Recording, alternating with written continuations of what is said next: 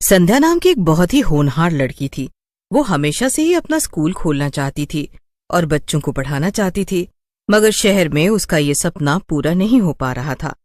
एक दिन वो बैठे बैठे खुद से कहती है, मैंने बचपन से आज तक कितनी मेहनत की, इतनी पढ़ाई लिखाई की, और फिर भी मैं इतने पैसे नहीं कमा पा रही हूँ कि अपना बचपन का सपना पूरा कर सकूं।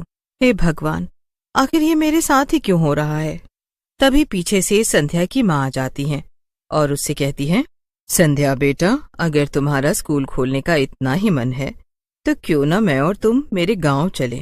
गांव में स्कूल खोलना आसान होगा और वहां इसकी जरूरत भी है। क्या गांव में, और वो भी आपका गांव? माँ, आपने पहले तो कभी अपने गांव के बारे में नहीं बताया। हाँ बेटा, क्योंकि मैं तो बचपन में ही अपना गांव छोड़कर आ गई थी। असल में जब मैं छोटी थी तब मेरे गांव में मछली चुड़ैल का साया था, इसीलिए मेरा परिवार वहां से शहर आ गया। मगर फिर सुनने में आया था कि मछली चुड़ैल को खत्म कर दिया गया है।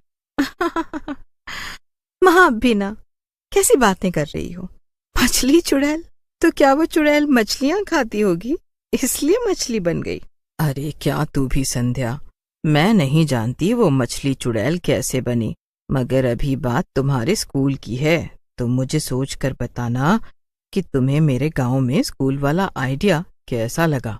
आइडिया तो मुझे पसंद आया है माँ, शायद हमें यही करना चाहिए, शायद गांव जाकर मेरा सपना पूरा हो जाए। यही सोचकर संध्या अपनी माँ को लेकर उनके गांव पहुंच जाती है। संध्या के पिता कुछ समय पहले ही गुजर गए थे और उन दोनों का एक दूसरे के अलावा दुनिया में और कोई नहीं था। गांव पहुंचकर संध्या को बहुत अच्छा लगा था। संध्या की माँ उसे अपने बचपन के घर में लेकर जाती है। ये देखो संध्या, ये मेरा घर था और मैं यहीं पर रहती थी। यहाँ से मेरी कई यादें जुड़ी हैं। मैं दिन भर इसी झूले पर झूला करती थी, मगर रात में गांव वाले कहते थे कि इस झूले पर मछली चुड़ैल आकर बैठती है, इसीलिए रात में इस झूले में बैठना मना था। क्या माँ, आप भी फिर से वो मछली चुड़ैल की बात शुरू कर दी? अभी अभी तो आप अपने घर पर आई हैं, यहाँ आपकी कितनी अच्छी यादें हैं, और आप बात बात पे उस मछली चुड़ैल को ही याद कर रही हैं। अच्छा ठीक है, नहीं करती। चल अब संध्या, तुम एक काम करो, आज ही सरपंच के पास जाओ और स्कूल के बारे में बात कर लो। हमें इसमें अब और देर नहीं करनी चाहिए। ठीक है, ऐसा ही करती हूँ। संध्या ठीक ऐसा ही करती है और शाम होते ही वो सरपंच से बात करने चली जाती है। सरपंच को भी संध्या का स्कूल खोलने का विचार बड़ा ही अच्छा लगता है। बेटा, हमारे गांव में पुराने स्कूल की बिल्डिंग है जो अब खंडहर पड़ी है। असल में पुराने समय में माना जाता था कि स्कूल के पीछे जो तालाब है वहां कोई मछली चुड़ैल है, पर मैं ये सब नहीं मानता। अगर तुम सच में स्कूल खोलना चाहती हो तो मेरी तरफ से वो बिल्डिंग को रख लो और उसे इस्तेमाल कर लो, बस वहां पर थोड़ी बहुत मरम्मत करवानी पड़ेगी। सरपंच की बात सुनकर संध्या बहुत खुश हो जाती है। वो घर जाते हुए सोचती है, ये तो बहुत अच्छा हुआ, गांव आकर कितना फायदा हो गया, मुझे जमीन खरीदनी भी नहीं पड़ी, अब सिर्फ थोड़ा सा मरम्मत का काम कराना पड़ेगा और मेरा सपना सच हो जाएगा। संध्या खुशी खुशी घर जाती है और माँ को भी अच्छी खबर सुनाती है। अगले ही दिन गांव में पुराने स्कूल की बिल्डिंग की मरम्मत का काम शुरू हो जाता है। कुछ महीनों में स्कूल एकदम नया जैसा हो जाता है और गांव के कई बच्चे भी स्कूल में पढ़ने आने लगते हैं। संध्या को भी बच्चों को पढ़ाने में बड़ा अच्छा लग रहा था। आखिरकार उसका बचपन का सपना अब सच हो चुका था। संध्या के ही स्कूल में एक बड़ी ही शरारती लड़की पढ़ा करती थी, जिसका नाम था पूजा। पूजा पढ़ने में तो तेज थी, इसीलिए संध्या उसे बहुत मानती थी, मगर पूजा शैतान भी बहुत ज्यादा थी। एक दिन पूजा अपने दोस्त रिया और शिबू के साथ स्कूल के मैदान में खेल रही थी। रिया और शिबू, हम कितनी देर से यहीं खेल रहे हैं और गेम्स पीरियड भी खत्म होने वाला है। चलो अब कुछ और करते हैं जिसमें हमें ज्यादा मजा आ जाए। क्या? पर ऐसा क्या है? तुम लोगों ने क्या वो कहानी सुनी है स्कूल के पीछे वाले तालाब में एक मछली चुड़ैल कैद है? क्या तू भी पूजा कैसी बातें करती है? इससे बेहतर तो हम छिपन छिपाई खेल ले। हाँ, पर मैं सच में देखना चाहती हूँ, एक बार वहां जाकर तो देखना ही चाहती हूँ। सोचो ना इसमें कितना मजा आएगा। मजा तो आ जाएगा, तो फिर ठीक है, चलो। रिया और पूजा जाने लगती है, मगर शिबू जाने से मना कर देता है और वहीं बाकी बच्चों के साथ खेलने लगता है। फिर रिया और पूजा तालाब के पास पहुंच जाते हैं।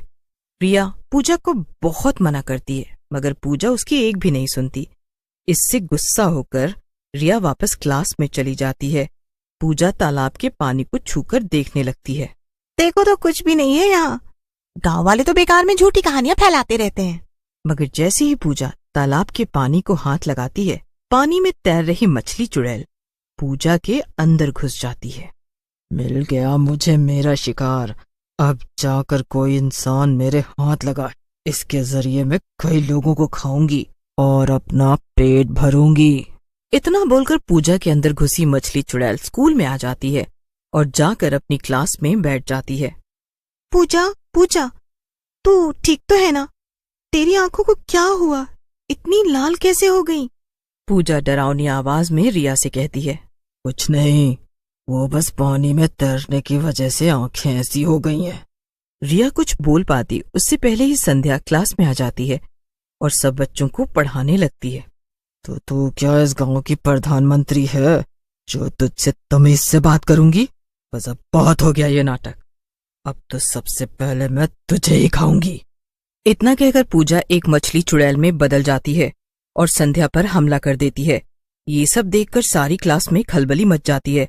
सभी बच्चे इधर उधर भागने लगते हैं। मैं हूँ मछली चुड़ैल, नाम तो सुना ही होगा ना। एक समय पर मैं ही इस पूरे गांव में छाई हुई थी। हर कोई मुझे जानता था और तू मुझसे ही पूछती है कि मैं कौन हूँ? क्या? मछली चुड़ैल? पर पूजा कहाँ है? यही तो बात है कि मैं ही पूजा हूँ और मैं ही मछली चुड़ैल भी। यानी कि मैं इस लड़की के शरीर में घुसी हुई हूँ और मैं इसे नहीं छोड़ने वाली। अब पूरा गांव फिर से पहले की तरह ही मुझसे डरेगा। संध्या किसी तरह मछली चुड़ैल को पीछे धक्का दे देती है। वो देखती है कि अब तक क्लास से सभी बच्चे भाग चुके थे, तो संध्या भी जल्दी से बाहर निकलकर क्लास को बाहर से बंद कर देती है और मछली चुड़ैल को वहीं अंदर ही कैद कर देती है। अच्छा है अंदर कोई खिड़की नहीं है। वो चुड़ैल कम से कम कुछ देर के लिए तो अंदर कैद रहेगी ही, मगर मुझे जल्दी से कुछ करना पड़ेगा। तभी चुड़ैल अंदर से दरवाजा पीटने लगती है। खोलो, जल्दी से ये दरवाजा खोलो। संध्या चुड़ैल की ये सब बातें सुन ही रही थी और डर रही थी कि तभी पीछे से रिया आ जाती है। मैम, आप ठीक तो है ना? हाँ रिया, मैं ठीक हूँ, लेकिन ये सब आखिर हुआ कैसे? रिया संध्या को सारी बात बता देती है कि किस तरह पूजा तालाब के पास गई थी। अब हम क्या करेंगे? सबसे पहले तो हमें जाकर गांव वालों को सतर्क करना होगा। हाँ मैम, और पूजा का क्या होगा? पूजा को बचाने के लिए हमें सबसे पहले किसी तरह इस मछली चुड़ैल को खत्म करना होगा। पर आखिर ऐसा क्या हो सकता है जिससे मछली चुड़ैल डरे? रिया और संध्या दोनों सोच में पड़ जाती हैं। तभी रिया को एक आइडिया आता है। मैम, मैं समझ गई। उस मछली चुड़ैल को कैसे खत्म करना है।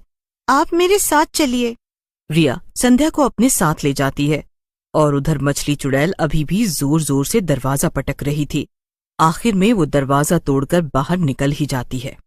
इन सब की इतनी हिम्मत, मुझे कमरे में कैद किया। खैर, अब तो मैं बाहर आ गई हूँ, अब इन सबको मजा चखाऊंगी मैं। मछली चुड़ैल स्कूल से बाहर निकल आती है और अभी स्कूल के मैदान में पहुंची ही थी कि तभी संध्या और रिया एक आदमी को साथ लेकर वहां पहुंच जाती हैं। अरे तू फिर से आ गई मेरे सामने। चल अच्छा है, अब तुझे ही पहले खाकर तेरा खात्मा करूंगी, फिर इसके बाद बाकी गांव वालों को मारूंगी। मछली चुड़ैल फिर से संध्या को खाने के लिए उस पर हमला करती है, मगर इस बार संध्या और रिया के साथ आया आदमी मछली चुड़ैल पर एक बड़ा सा जाल फेंक देता है। असल में वो आदमी गांव का सबसे होनहार मछुआरा था। ये क्या है? हटाओ इस जाल को, बाहर निकालो मुझे। मछली चुड़ैल जाल में तड़पने लगती है कि तभी वो मछुआरा एक बड़ा सा चाकू लेकर मछली चुड़ैल की पूंछ काट देता है, जिससे वो मछली चुड़ैल तड़प तड़प कर मर जाती है। चुड़ैल के मरते ही पूजा वापस आ जाती है। आखिरकार सब ठीक हो गया, मगर ये सब पूजा की ही गलती थी। मैडम, मुझे माफ कर दीजिए, आज के बाद से मैं ऐसी कभी कोई गलती नहीं करूंगी। I am sorry madam. Sandhya Pooja को माफ कर देती है, क्योंकि उसी के कारण आज मछली चुड़ैल का साया गांव से हमेशा हमेशा के लिए हट चुका था।